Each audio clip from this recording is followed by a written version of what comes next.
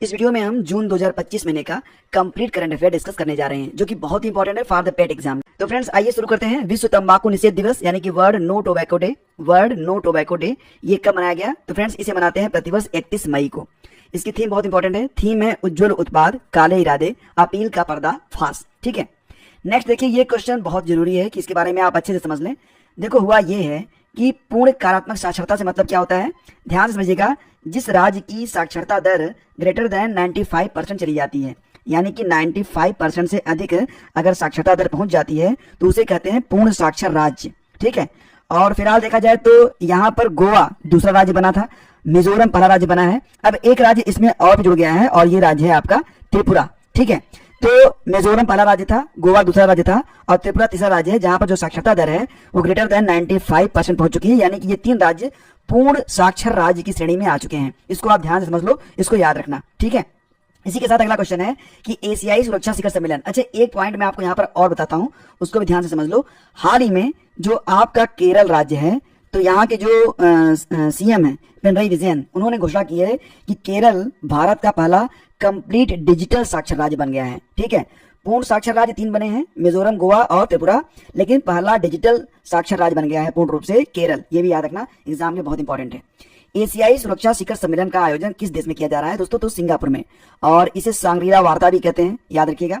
हाल ही में miss world 2025 का खिताब जीत लिया है थाईलैंड की रहने वाली ओपल सुचाता ने। अगर आप पीसीएस दे रहे हैं तो आपको ये भी याद रखना पड़ेगा कि थाईलैंड की हैं ओपल सुचाता। अगर आप पेट वगैरह दे रहे हैं तो आप ओपल सुचाता याद रखिए, यही काफी है। ठीक है, ये 72वां संस्करण था और इसका आयोजन तेलंगाना में किया गया। विनर कौन है? थाईलैंड की 21 साल की ओपल सुचाता, और उप विजेता ये इंपॉर्टेंट नहीं है, ये इथियोपिया की हॉसेट डेरेस थी। ठीक है, भारत की ओर से गई थी नंदिनी गुप्ता, ये टॉप 20 में रही थी। भारत ने मिस वर्ल्ड प्रतियोगिता को 3 बार होस्ट किया है, 1996 बेंगलुरु में, 2024 मुंबई में और अब 2025 हैदराबाद तेलंगाना में। तो लगातार 2 साल तो लगातार हो गए। 2024 और 25 का जो आयोजन रहा था मिस वर्ल्ड का, ये भारत में हुआ, मुंबई और तेलंगाना में। सोनू सूद को मिस वर्ल्ड ह्यूमैनिटेरियन अवार्ड दिया गया था इसी प्रतियोगिता के दौरान, ये याद रखिएगा। मिस वर्ल्ड ह्यूमैनिटेरियन अवार्ड मिला है जाने माने अभिनेता सोनू सूद को। और जो 71वीं मिस वर्ल्ड थी कौन थी? क्रिस्टीना पेशुकोवा, ये चेक गणराज्य की थी। ठीक है, इसी के साथ आपको याद दिला दें कि मिस यूनिवर्स 2024, अभी मिस यूनिवर्स 2025 नहीं बनी है, मिस यूनिवर्स इंडिया बन चुकी हैं। मनिका विश्वकर्मा राजस्थान की हैं, लेकिन अभी मिस यूनिवर्स 2025 का आयोजन नहीं किया गया है। तो 73वीं मिस यूनिवर्स कौन बनी थी? विक्टोरिया कैर थेल्विक, डेनमार्क से थी। और मिस इंडिया वर्ल्ड वाइड 2024 चुनी गई थी ध्रुवी पटेल। ठीक है, और मिस यूनिवर्स इंडिया 2025 बन गई है कौन? 2025 वाली बनी है मनिका विश्वकर्मा। 2024 में थी रिया सिंघा। और मिस इंडिया 2024 कौन थी? निकिता पोरवाल, जो कि उज्जैन से थी। तो इंपॉर्टेंट क्या है, 2025 की जो मिस यूनिवर्स इंडिया बनी है मनिका विश्वकर्मा, याद रखिएगा। और मिसेज वर्ल्ड 2025 ये इंपॉर्टेंट है, इसका खिताब जीतने वाली पहली अश्वेत महिला बन गई है सेगो गिलाय। मिसेज यूनिवर्स 2025 ये बीकानेर की एंजिला स्वामी बन गई है। तो सारा मैंने लिस्ट आपको एक साथ दे दिया ताकि आपको कोई कंफ्यूजन ना रहे, 2-3 बार पढ़ेंगे आपको याद हो जाएगा। देखो हाल ही में विश्व दुग्ध दिवस मनाया गया, 1 जून को प्रतिवर्ष होता है विश्व दुग्ध दिवस। इस साल की थीम है let's celebrate the power of dairy. 1 जून को क्या मनाते हैं? ग्लोबल डे ऑफ पेरेंट्स भी। ठीक है, ग्लोबल डे ऑफ पेरेंट्स मनाते हैं। अच्छा, विश्व दुग्ध दिवस ये होता है 1 जून को। तो जो नेशनल मिल्क डे होता है, यानी कि राष्ट्रीय दुग्ध दिवस कब होता है? ये 26 नवंबर को होता है। तो भारत में हम दुग्ध दिवस मनाते हैं 26 नवंबर को, पूरी दुनिया में मनाया जाता है 1 जून को, याद रखना। हाल ही में खींचन और मैनार, मैंने ये पढ़ाया है, दोबारा से बताता हूँ आपको। खींचन और मैनार ये 2 रामसर स्थल जोड़े गए हैं। भारत में 2 नए रामसर स्थल बने हैं, खींचन और मैनार, दोनों कहां पर हैं? राजस्थान में। तो अब भारत में कुल रामसर साइट्स हो गई हैं कितनी? 91 हो गई हैं। ठीक है, हमारे केंद्रीय पर्यावरण, वन और जलवायु परिवर्तन मंत्री कौन है? भूपेंद्र यादव हैं, याद रखिएगा। और भारत 91 रामसर स्थलों के साथ एशिया में सर्वाधिक रामसर आर्द्रभूमि स्थलों वाला देश बन गया है। लेकिन भारत में सबसे अधिक रामसर स्थल कहां पर है? तो दोस्तों तमिलनाडु में सबसे ज्यादा है, दूसरे स्थान पर यूपी है। ये याद रखना, एग्जाम के लिए इंपॉर्टेंट हो सकता है। और 2 फरवरी को होता है विश्व आर्द्रभूमि दिवस।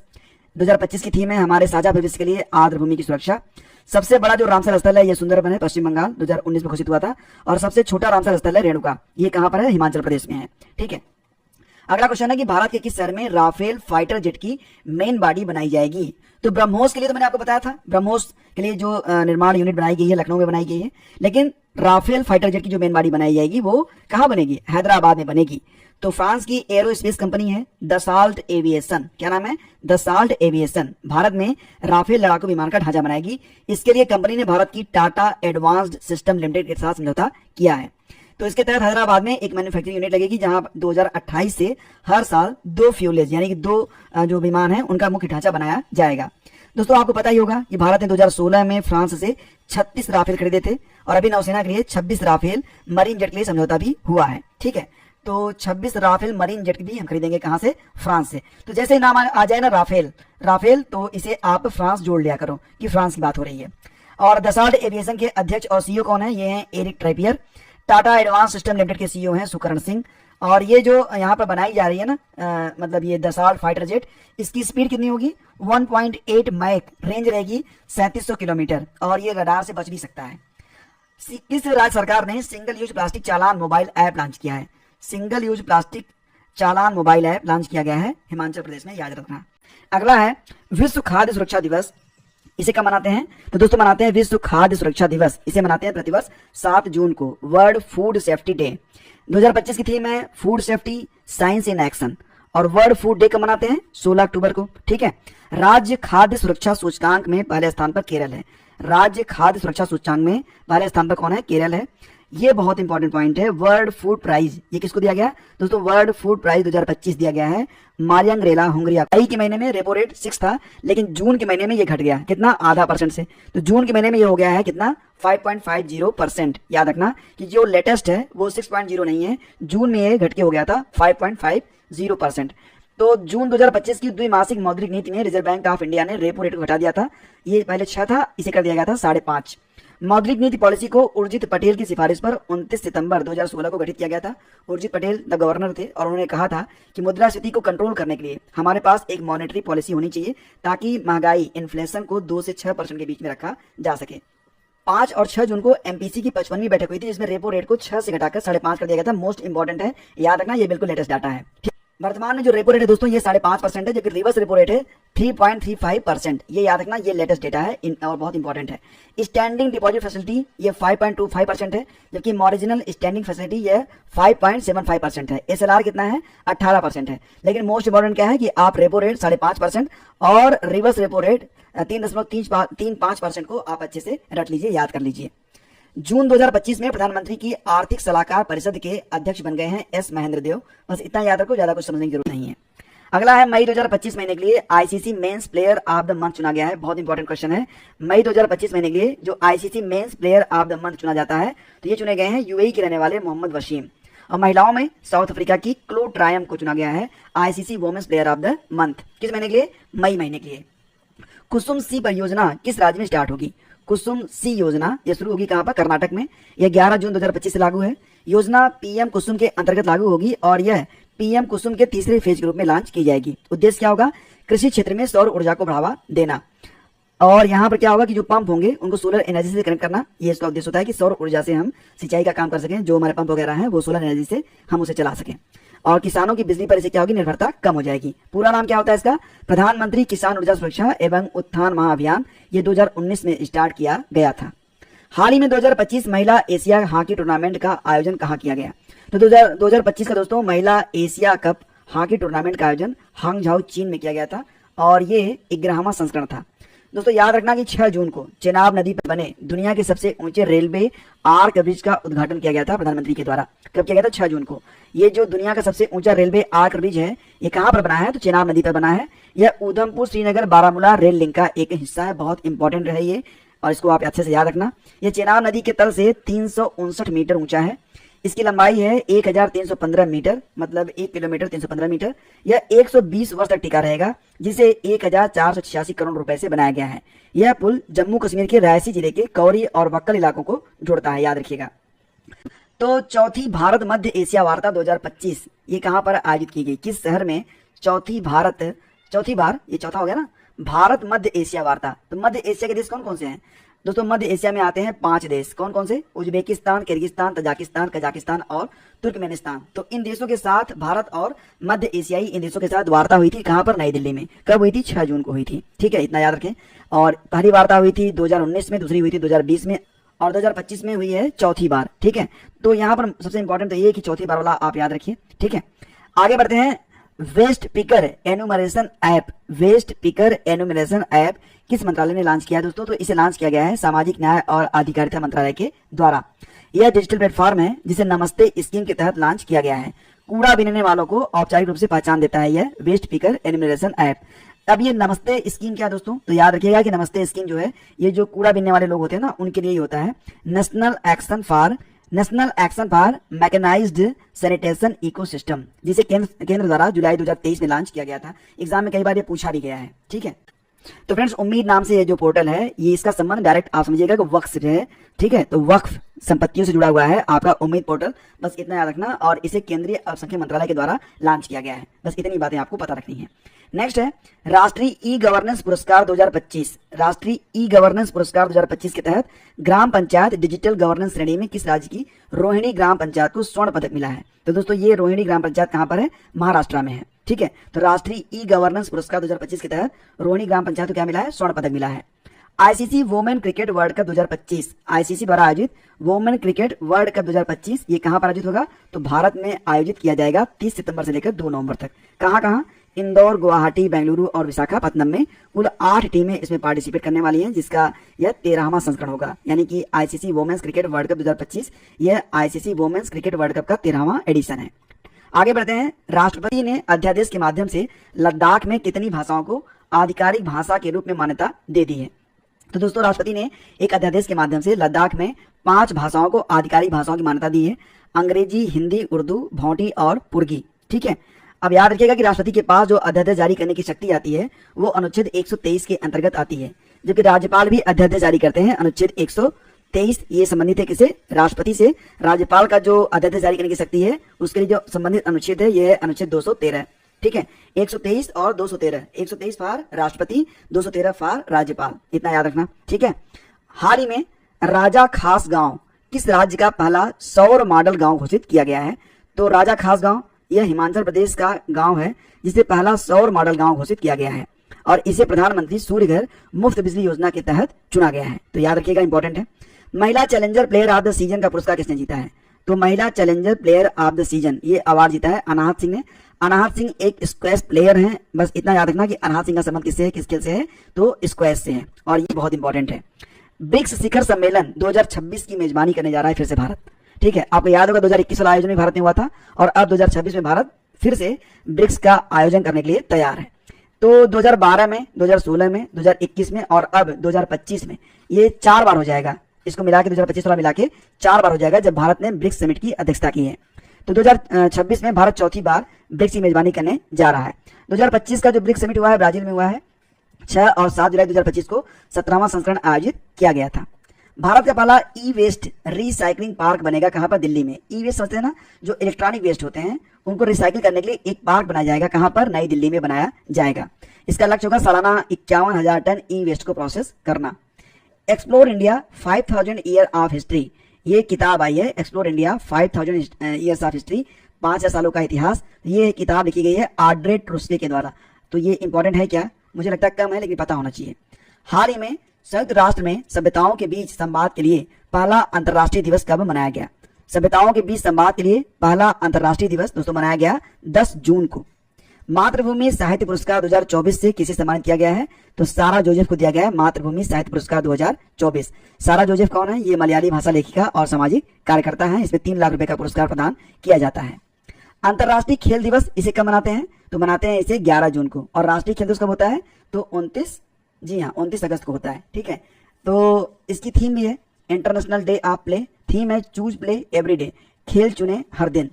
ये देखिए 2 महोत्सव के नाम याद रख लीजिए, श्रीलंका में दोनों मनाते हैं। एक है आपका पोषण पोया उत्सव और दूसरा है आपका वैशाख पोया उत्सव। तो अगर पोया शब्द जुड़ा हो समझ लेना ये इस उत्सव का संबंध कहां से है, श्रीलंका से है। ठीक है, और दोनों के दोनों जो उत्सव हैं ये गौतम बुद्ध से संबंधित है। ठीक है, और खान क्वेस्ट सैन्य अभ्यास के बारे में बात कर लेते हैं। खान क्वेस्ट नामक जो सैन्य अभ्यास है इसका आयोजन उलान बटोर में किया गया था, जो मंगोलिया की राजधानी भी है। ठीक है, तो खान क्वेस्ट सैन्य अभ्यास एक बहुराष्ट्रीय सैन्य अभ्यास है। भारत की ओर से कुमायूं रेजिमेंट के सैनिक इस युद्ध अभ्यास में पार्टिसिपेट किए हैं। जून के महीने में इसका आयोजन किया गया था।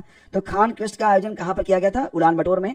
भारत की ओर से कौन गया था, कुमायूं रेजिमेंट। ठीक है, 2025 में यह 22वां संस्करण होगा। पहली बार 2003 में हुआ था, अमेरिका और मंगोलियाई सशस्त्र बलों के बीच हुआ था। 2006 से यह बहुराष्ट्रीय सैन्य अभ्यास बन गया है। ठीक है, तो मंगोलिया के उलान बटोर में। आगे बढ़ते हैं दोस्तों, और भारत मंगोलिया के बीच नोमैडिक एलिफेंट नामक अभ्यास भी होता है। इसका 17वां संस्करण भी उलान बटोर में ही आयोजित किया गया था। मंगोलिया की राजधानी है उलान बटोर। ठीक है, करेंसी चलती है मंगोलियन टोगरोग। और राष्ट्रपति कौन है, उखनागिन खुरिलसुख। उखनागिन खुरिलसुख ये राष्ट्रपति हैं कहाँ के, मंगोलिया के। नेक्स्ट है ग्लोबल जेंडर गैप इंडेक्स 2025 में भारत 131वें स्थान पर है। ग्लोबल जेंडर गैप इंडेक्स 2025 जारी किया गया था वर्ल्ड इकोनॉमिक फोरम के द्वारा। भारत 131वें स्थान पर है और टॉप पर कौन है? आइसलैंड है। अगला है टाइगर क्लो अभ्यास का आयोजन कहां पर किया गया? तो दोस्तों भारत और अमेरिका के बीच में हुआ था टाइगर क्लो अभ्यास, और इसका पहला संस्करण भारत और अमेरिका ने इसका आयोजन किया था। कब से कब तक? 26 मई से 10 जून तक। यह गरुड़ रेजिमेंटल प्रशिक्षण केंद्र में आयोजित किया गया था। कहां पर? तो भारतीय वायुसेना और संयुक्त राज्य अमेरिका की वायुसेना के बीच यह आयोजन हुआ था भारत में ही। भारत विश्व में सबसे ज्यादा द्विपक्षीय युद्ध अभ्यास संयुक्त राज्य अमेरिका के साथ ही करता है, ये भी याद रखिएगा। और इसके अंतर्गत युद्ध अभ्यास, वज्र प्रहार, कोप इंडिया, अभ्यास संगम, टाइगर ट्राइम्फ, अभ्यास टाइगर क्लो और तर्कस, इस सारे अभ्यास भारत और अमेरिका मिलकर करते हैं। सकल घरेलू उत्पाद के लिए नया आधार वर्ष बदल गया है, ये हो गया है 2022-23, इसको आप याद रखिएगा। सकल घरेलू उत्पाद के लिए नया आधार वर्ष किस समिति की सिफारिश पर बदला गया है? तो विश्वनाथ गोल्डर की समिति पर अब नया आधार वर्ष होगा 2022-23, याद रखना। हाल ही में सांस्कृतिक योगदान के लिए रूसी दोस्तोवस्की स्टार पुरस्कार से किसे सम्मानित किया गया है? तो दोस्तों सम्मानित हुए हैं जावेद अख्तर। भारत का पहला अंडर वाटर म्यूजियम और कृत्रिम मूंगा चट्टान कहां पर विकसित किया जाएगा? अंडर वाटर म्यूजियम और कृत्रिम मूंगा चट्टान दोस्तों ये विकसित किया जाएगा महाराष्ट्र के सिंधुदुर्ग में। इसके लिए भारतीय नौसेना का एक सेवामुक्त युद्धपोत है INS गुलदार, इसे पानी में डुबोया जाएगा और यह भारत का पहला नीचे स्थित संग्रहालय बनने वाला है। इसकी लागत आएगी लगभग 47 करोड़ रुपए। नेक्स्ट है भारत के किस शहर को आधिकारिक रूप से तेंदुआ राजधानी घोषित किया गया है? तो दोस्तों बेंगलुरु बन गई है तेंदुआ राजधानी, याद रखिएगा। अगला है कि जून 2025 में भारत और किस देश के बीच शक्ति नामक अभ्यास का आयोजन किया गया? तो फ्रांस, भारत और फ्रांस ने किया था शक्ति नामक अभ्यास, और ये इसका आयोजन फ्रांस में ही हुआ था, ला कैवेलरी में। 2025 में इसका 8वां संस्करण था, 18 जून से 1 जुलाई तक इसका आयोजन किया गया था। जबकि 2024 का जो आयोजन था 7वां संस्करण, ये उमरोई मेघालय में आयोजित किया गया था। हाल ही में ICC वर्ल्ड टेस्ट चैंपियनशिप 2025 का खिताब साउथ अफ्रीका ने जीत लिया है। ICC वर्ल्ड टेस्ट चैंपियनशिप 2025 यह तीसरा एडिशन था। आयोजन इसका लंदन के लॉर्ड्स में हुआ था। जीता कौन? South Africa. हारा है ऑस्ट्रेलिया। साउथ अफ्रीका पहली बार जीता है, याद रखिए। अंतर्राष्ट्रीय अल्बिनिज्म जागरूकता दिवस कब मनाते हैं? तो दोस्तों अंतर्राष्ट्रीय अल्बिनिज्म जागरूकता दिवस ये प्रतिवर्ष होता है 13 जून को। ये एक प्रकार की गंभीर बीमारी है। हाल ही में extended trajectory long duration hypersonic cruise missile किसके द्वारा विकसित की गई है? तो दोस्तों ये मिसाइल जो है विकसित की गई है DRDO के द्वारा, और इस मिसाइल को DRDO ने प्रोजेक्ट विष्णु के अंतर्गत लॉन्च किया है। इसकी स्पीड कितनी है? 11,000 किलोमीटर प्रति घंटा। अगला क्वेश्चन है कि पर्यावरण बहाली कार्यक्रम विथूट किसने शुरू किया है? दोस्तों ये जो विथूट नामक कार्यक्रम है ये बहुत इंटरेस्टिंग है। इसमें हम जो पेड़ पौधे होते हैं ना, उनके बीजों को फैलाते हैं, यानी कि बीज वर्षा करते हैं। तो क्या होता है, इसमें हम जो बीज होते हैं उनको मिट्टी में लपेट कर गेंद जैसा आकार देकर खाली जमीन में उसे रोप दिया जाता है।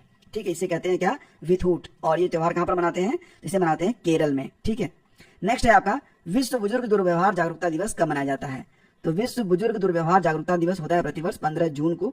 Addressing abuse of older adults in long term care facilities, यानी कि दीर्घावधि देखभाल सुविधाओं में वृद्धों के साथ दुर्व्यवहार को संबोधित करना, ये इसकी थीम रही। हालांकि अंतर्राष्ट्रीय वृद्धजन दिवस ये मनाते हैं 1 अक्टूबर को, और विश्व बुजुर्ग दुर्व्यवहार जागरूकता दिवस मनाते हैं 15 जून को।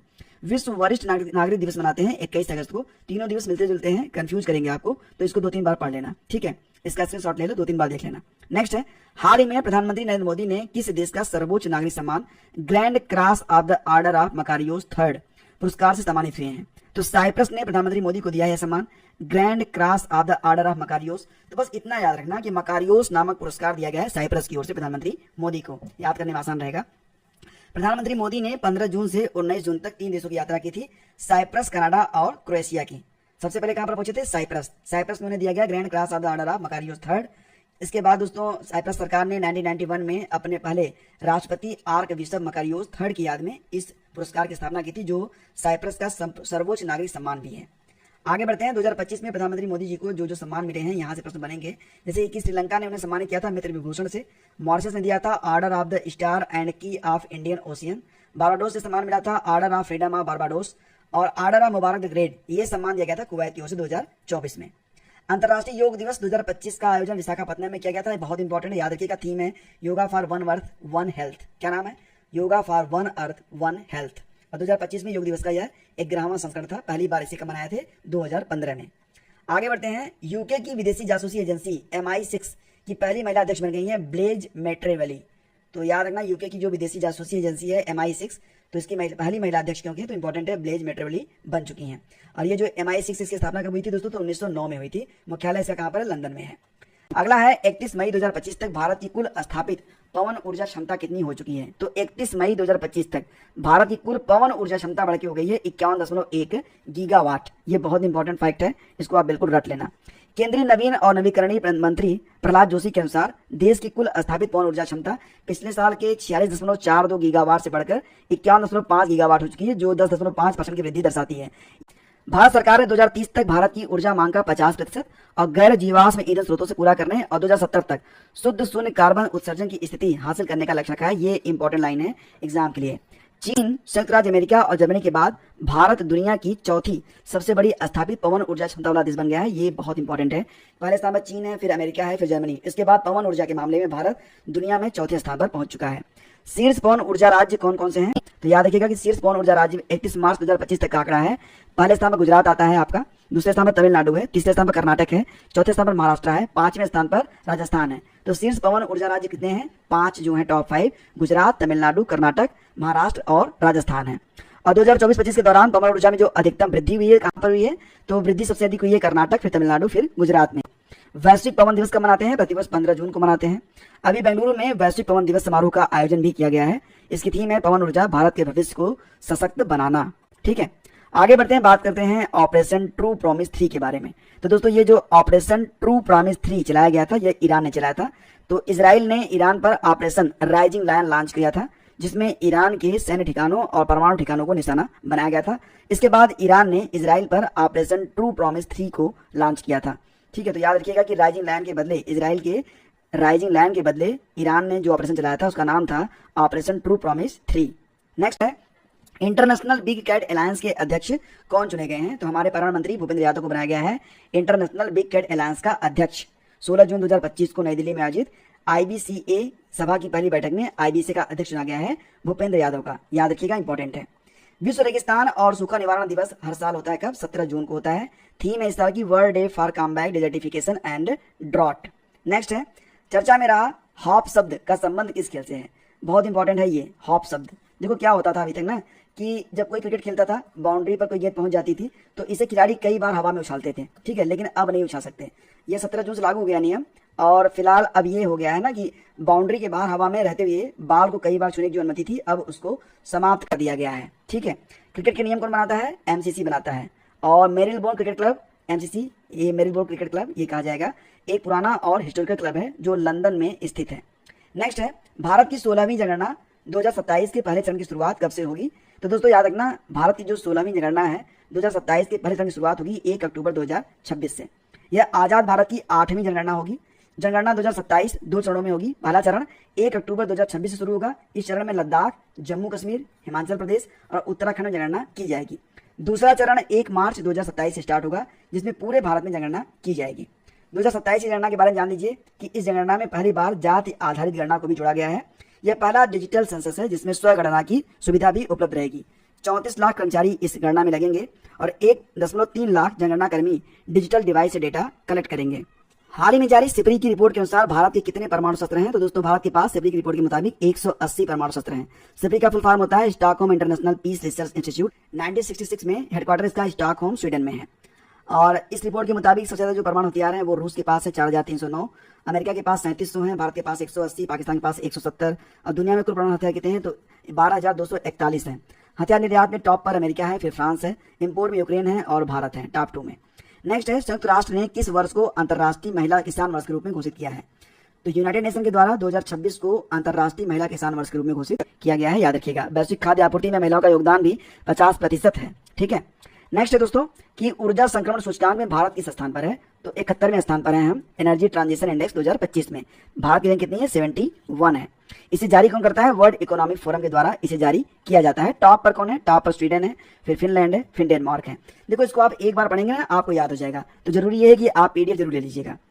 हाल ही में सरकार ने ईरान से भारतीयों को निकालने के लिए कौन सा ऑपरेशन स्टार्ट किया है। तो ऑपरेशन सिंधु।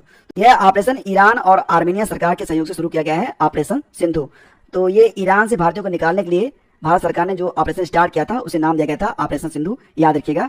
और इजराइल के ऑपरेशन राइजिंग लायन के बदले ईरान ने जो ऑपरेशन स्टार्ट किया था उसको नाम दिया था ऑपरेशन ट्रू प्रॉमिस 3। ये मैंने आपको अभी बताया, याद रखिएगा। हाल ही में जारी ग्लोबल लिवेबिलिटी इंडेक्स में टॉप पर कौन है? तो ग्लोबल लिवेबिलिटी इंडेक्स टॉप पर है कोपेनहेगन। और ये जो ग्लोबल लिवेबिलिटी इंडेक्स है इसे जारी करता है EIU, इकोनॉमिक इंटेलिजेंस यूनिट। ये इंडेक्स बताता है कि रहने के लिए सबसे अच्छा शहर कौन सा है। फिलहाल तो कोपेनहेगन को बताया जा रहा है कि सबसे बढ़िया शहर है रहने के लिए। दूसरे स्थान पर वियना है जो कि ऑस्ट्रिया की राजधानी है। तीसरे स्थान पर ज्यूरिख है, स्विट्जरलैंड। अंतिम स्थान पर है दमिश्क, यहाँ पर रहने लायक बिल्कुल नहीं है। दिल्ली और मुंबई को 141वें स्थान पर रखा गया है। किस राज्य ने 2025 से 2035 तक की अवधि को जल विद्युत दशक घोषित किया है? 2025 से 2035 तक जल विद्युत का दशक घोषित किया गया है अरुणाचल प्रदेश में। अरुणाचल प्रदेश के पास 58,000 मेगावाट हाइड्रो पावर की क्षमता है। वर्तमान में अरुणाचल प्रदेश में 12 जल विद्युत परियोजनाएं चल रही हैं। और भारत का पहला राज्य कौन सा बन गया है जिसने मोबाइल आधारित ई वोटिंग की सुविधा शुरू की है? तो बिहार में। आपको याद होगा, ये मैंने आपको बताया भी था, बिहार जो है पहला ऐसा स्टेट है जहां पर ई वोटिंग स्टार्ट की गई है। और फिलहाल देखा जाए तो ये जो एप्लीकेशन है इसको नाम दिया गया है SECBHR।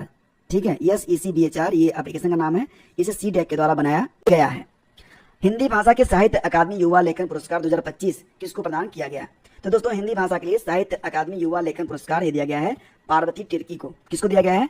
पार्वती तिर्की को। याद रखिएगा कि साहित्य अकादमी के युवा लेखन के लिए इस वर्ष 24 की जगह 23 पुरस्कार दिए गए हैं। डोगरी में इस साल पुरस्कार नहीं दिया गया है। हिंदी भाषा युवा लेखन पुरस्कार पार्वती तिर्की को मिला है। किताब का नाम है फिर उगना, यह एक कविता संग्रह है। आगे बढ़ते हैं। रीयूजेबल रॉकेट का पहला सफल परीक्षण किया गया है होंडा कंपनी के द्वारा, यानी कि एक ऐसा रॉकेट बनाया है होंडा नामक कंपनी ने जो कि रीयूजेबल है। ये बहुत बड़ी उपलब्धि है। 22 जून को मनाते हैं विश्व वर्षा वन दिवस। मैंने आपको पढ़ाया था ना कि आप 22 तारीख याद रखिएगा। 22 मार्च को हम क्या मनाते हैं? हम मनाते हैं विश्व जल दिवस। फिर आता है आपका 22 अप्रैल। 22 अप्रैल को हम क्या मनाते हैं दोस्तों? तो इसे मनाते हैं हम पृथ्वी दिवस। इसके बाद आता है आपका 22 मई, तो हम क्या मनाते हैं? Biodiversity day. ठीक है, और अब बात हो रही है 22 मई के बाद 22 जून की। 22 जून को मनाते हैं विश्व वर्षा वन दिवस। ठीक है, तो इतना आप याद रखिएगा। 22 तारीख हर महीने की बहुत इंपॉर्टेंट है, मार्च से लेकर जून तक। नेक्स्ट है आपका, केंद्र सरकार ने फास्ट टैग की नई योजना में कितने रुपए का फास्ट टैग आधारित वार्षिक पास योजना को पेश किया है? तो 3000 रुपए। ठीक है, यह योजना जो होगी वो 1 साल या 200 बार जो पहले हो तक वैलिड रहेगी। फास्ट टैग किस सिद्धांत पर काम करता है? UPSSC में प्रश्न पूछा गया था। इसका उत्तर था RFID, that is radio frequency identification. ठीक है, नेक्स्ट है आपका, एक किताब आई है वुमेन लाइफ फ्रीडम।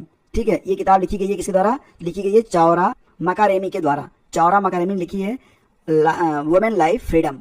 यह इस किताब में ईरान में 2022 में जो सड़कों पर विद्रोह हुआ था जब महसा अमीनी की मौत हुई थी, तो उसके बारे में वर्णन किया गया है। अगला देखते हैं, अरालम वाइल्ड लाइफ सेंचुरी जो भारत की पहली बटरफ्लाई सेंचुरी बन चुकी है, ये कहाँ पर स्थित है? तो दोस्तों ये है केरल में। इसका नाम क्या है? Aralam wild life sanctuary. और अब यह अरालम बटरफ्लाई सेंचुरी के नाम से जानी जाएगी। तो यह ऑफिशियली भारत की पहली बटरफ्लाई सेंचुरी बन चुकी है। केरल की कुल 327 बटरफ्लाई स्पीसीज में 266 स्पीसीज यहीं पाई जाती हैं, यानी कि लगभग 81%। अगला देखते हैं, 2025 विश्व पैरा एथलेटिक्स चैंपियनशिप का शुभंकर क्या है? 2025 में जो विश्व पैरा एथलेटिक्स चैंपियनशिप खेला गया था, तो शुभंकर है विराज। ये है विराज। इसका एक पैर देखिए कैसा है, बस यहीं से आप समझ जाएंगे कि इसे क्यों शुभंकर बनाया गया है। इसका आयोजन 27 सितंबर से 5 अक्टूबर तक होगा। भारत के जवाहरलाल नेहरू स्टेडियम में होगा। भारत पहली बार इसकी मेजबानी कर रहा है और ये इसका 12वां संस्करण है। ठीक है, 12वां संस्करण है ये वर्ल्ड पैरा एथलेटिक्स चैंपियनशिप का। और एशिया में चौथी बार हो रहा है, यानी कि कतर, UAE, जापान और अब भारत में। ब्रांड एम्बेसडर बनाई गई है कंगना रनौत, ये याद रखना। भारत की पहली वाणिज्यिक हाइड्रोजन बस ये कहाँ पर चल रही है? तो लद्दाख में। ये पहली वाणिज्यिक हाइड्रोजन बस है, तो इंपॉर्टेंट है। 20 जून 2025 को लेह लद्दाख में 5 हाइड्रोजन से चलने वाली बसों को लॉन्च किया गया है। संयुक्त राष्ट्र लोक सेवा दिवस ये प्रतिवर्ष होता है 23 जून को। इसकी थीम है 5 years to 2030 accelerating public service delivery for a sustainable future. और किस राज्य ने जून 2025 में देश की पहली योग नीति की घोषणा की है? तो जून 2025 में देश की पहली जो योग नीति है इसकी घोषणा करने वाला राज्य बन गया है उत्तराखंड। ठीक है, आगे बढ़ते हैं। हाल ही में JCB पुरस्कार को बंद कर दिया गया है। इसका संबंध साहित्य से होता था। तो JCB पुरस्कार 2018 में स्थापित एक भारतीय साहित्यिक पुरस्कार था जिसे हाल ही में बंद कर दिया गया है। यह JCB लिटरेचर फाउंडेशन की तरफ से दिया जाता था। इसके अंतर्गत 25 लाख रुपए दिए जाते थे। इस पुरस्कार को भारतीय लेखकों द्वारा अंग्रेजी में लिखे या भारतीय भाषा में अंग्रेजी में अनुवादित उपन्यासों को दिया जाता था। लेख को 25 लाख, अनुवादक को यानी जो लेखक होता था उसको 25 लाख, अनुवादक को 10 लाख, शॉर्ट लिस्टेड लेखकों को 1-1 लाख रुपए दिए जाते थे। पहला जो दिया गया था 2018 में ये बेंजामिन को दिया गया था। किताब का नाम था जैस्मिन डेज। और 7वां जो दिया गया था अंतिम बार वो उपमन्यु चटर्जी को प्रदान किया गया था। पेंशन फंड नियामक और विकास प्राधिकरण यानी कि PDRDA के अध्यक्ष बन गए हैं शिव सुब्रमण्यम रमन। ये क्वेश्चन देखिए बहुत इंपॉर्टेंट है। जून 2025 में launch wings to our hopes volume 2, ये किसके भाषणों का संग्रह है? तो दोस्तों wings to our hopes volume 2 ये हमारे जो राष्ट्रपति हैं द्रौपदी मुर्मू जी, उनके भाषणों का संग्रह है। इसमें उनके 51 भाषण संग्रहित किए गए हैं। वैश्विक शांति सूचकांक 2025 में भारत की रैंक है 115, ठीक है। तो वैश्विक शांति सूचकांक 2025 इसमें भारत रैंक कितनी है? 115 है। इसे IEP इकोनॉमिक एंड पीस के द्वारा जारी किया जाता है। शांति सूचकांक में आइसलैंड टॉप पर है, फिर आयरलैंड है, फिर न्यूजीलैंड है, ये टॉप 3 में आते हैं। और रिपोर्ट बताती है कि ग्लोबल पीस में कमी आ रही है। अंतर्राष्ट्रीय शांति दिवस मनाते हैं प्रतिवर्ष 23 सितंबर को, याद रखिएगा।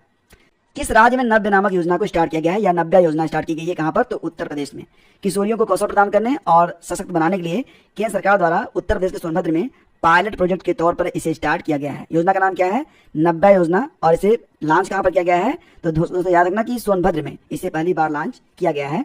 अब ये वहां पर सफल रहता है तो इसे पूरे यूपी में लागू जो है किया जाएगा। आगे बढ़ते हैं।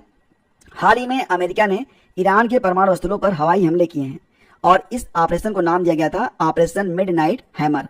और कहां पर आक्रमण हुए थे? तो फोर्डो, नतांज और इस्फहान में हुए थे। अमेरिका ने B-2 बमवर्षक विमान का इस्तेमाल किया था। हाल ही में जारी सतत विकास लक्ष्य सूचकांक 2025 में भारत को मिला है 99 रैंक। भारत सतत विकास लक्ष्य सूचकांक में यानी कि सस्टेनेबल डेवलपमेंट गोल इंडेक्स 2025 में भारत 99वें स्थान पर है। और इसे जो है जारी कौन करता है? तो UNESDSN, जिसका मुख्यालय आपको मिलेगा सिडनी, ऑस्ट्रेलिया में। तो 2025 में ये इसका 10वां संस्करण है और इसमें कुल 167 देशों में भारत 99वें स्थान पर है। भारत का जो स्कोर है वो 67 है।